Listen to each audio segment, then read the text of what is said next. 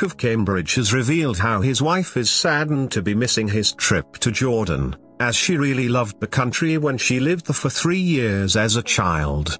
Kate's family moved to Jordan in May 1984, when she was aged 2 and her sister Pippa was just 8 months old, after Father Michael, a British Airways manager, relocated to the Jordanian capital of Amman for work.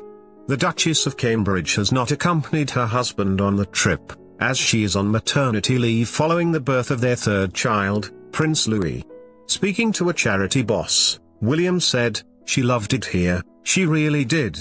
She is very upset that I am coming here without her."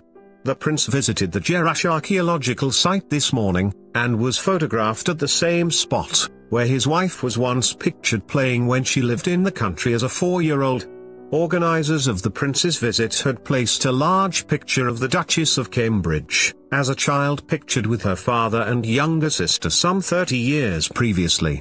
William was walking with Jordan's Crown Prince Hussein, when he spotted the large photo, a copy of which was released to the public just before the Cambridges married in 2011. The second in line to the throne made a joke about his father-in-law, telling the Crown Prince, "Michael's looking very smart in his flip-flops." He posed for a picture at the same spot, telling photographers, "We'll have to bring the kids next time." Samir Khoury, director of museums at the Jordan's Department of Antiquities, guided the 2 princes around the sprawling site, during a half-hour tour. She said, "He was very surprised when he saw the photo. He did not expect that. But that's why he was here, because he wanted to take a photo at the same spot where Kate was photographed." The Duke spent last night watching England and Panama on catch-up at the home of the Crown Prince of Jordan in Amman, after asking journalists traveling with him on the plane, on pain of death, "Please don't tell me the score." Following a relatively relaxed start to the trip, later today Prince William will begin a historic tour of the West Bank, the first ever official visit by a member of the royal family to Israel and the Palestinian territories.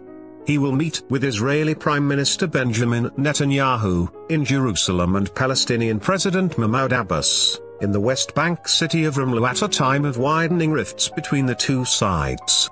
At a reception at the British Embassy in Amman last night, Prince William praised the historic ties and friendship between Britain and Jordan and said that his wife the Duchess of Cambridge spent almost 3 years in Jordan as a child when her father worked there for British Airways. Kate's family moved to Jordan in May 1984, when she was aged 2 and her sister Pippa was just 8 months old. She went to an English-language nursery, while her parents were in the country for almost 3 years, before they returned to Berkshire, in 1986. The Duke said she was very sorry that she was not able to join him on the trip so soon, after the April birth of their son Louis, later gushing about how much she loved living in Jordan as a child. William met Rania Malky, chief executive of Save the Children in Jordan, during the evening reception at the British Embassy. The charity boss said she knew the house where the Duchess lived, while she was in Jordan because it is now the home of her children's pediatrician. "No way." The Duke replied. "She will be thrilled. She loved it here, she really did. She is very upset that I am coming here without her." Kensington Palace has underlined the non-political nature of His Royal Highness's role, in common with all royal visits overseas, but the region is a minefield of sensitivities. The Israeli-Palestinian conflict typically looms large, even during largely ceremonious visits, and the Duke of Cambridge will have to maneuver carefully to avoid missteps. Last week, an Israeli cabinet minister complained about the royal itinerary's reference to Jerusalem, as part of the occupied Palestinian territories, calling it a distortion of reality. Meanwhile, the Palestinians claimed the trip was an indirect apology for Britain's role in the region, reports The Telegraph.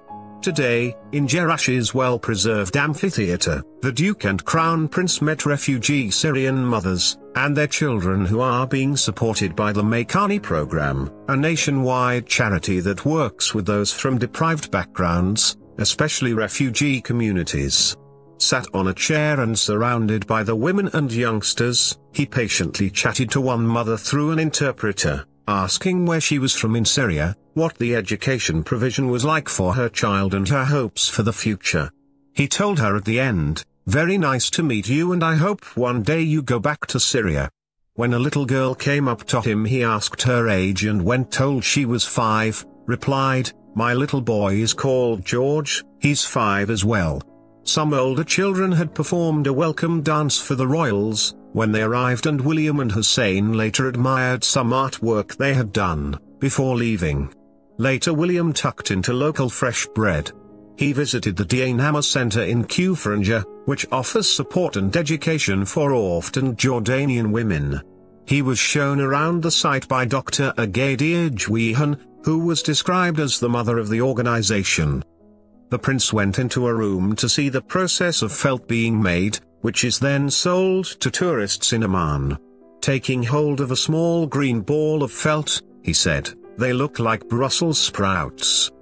The prince was then shown a processes used by the women to make herbal oils, before going on to watch local breads fatua and taboon being baked on site.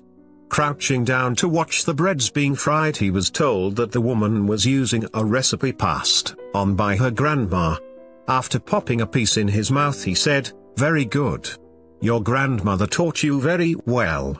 The center was founded in 2010, to help women in Jordan who have no family, and struggle to find support after turning 18 years old. William was then introduced to Lana Muslam, who was abandoned as a baby, and was raised in an orphanage. He said, "The story is very hard to hear, everything that you have been through. You are doing wonderful things here." On leaving the site, which was built in 2010, by the women using a mix of mud and straw, he made a promise to return with his wife Kate. Prince William later tried his hand at making a frappuccino, but admitted he lacked artistic flourish. The future king was asked to drizzle the top of the creamy coffee confection with vanilla syrup, and while he gamely agreed, he admitted, "I wasn't too good at art at school." "Well, it looks good enough anyway. Someone drink it for me, will you?" The prince was visiting Alqas, a vocational training college with impressive facilities, and links to Middlesex University in the Jordanian capital. The school offers courses in everything from hospitality to hair and beauty, film and audio engineering.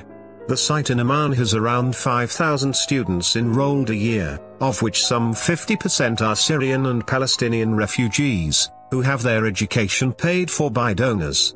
His first stop was the audio engineering department, which boasts a magnificent £1.5 million sound and mixing deck made in Manchester. William marveled at the 1,000+ knobs, as indie rock band Random House played in a soundproof studio.